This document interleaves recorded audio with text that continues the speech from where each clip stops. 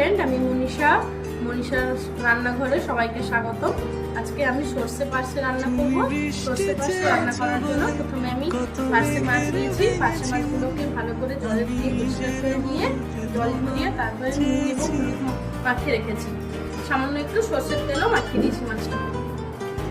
এরপরে আমি সর্ষের তেল নিয়েছি রান্নাটা করার জন্য।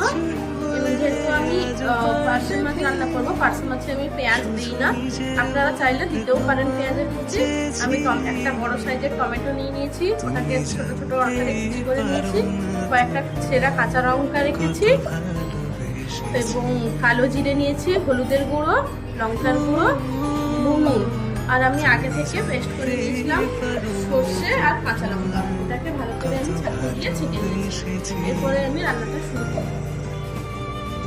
হ্যালো ফ্রেন্ড, এবার আমি রান্নাটা শুরু করছি। রান্নাটা করার জন্য প্রথমে আমি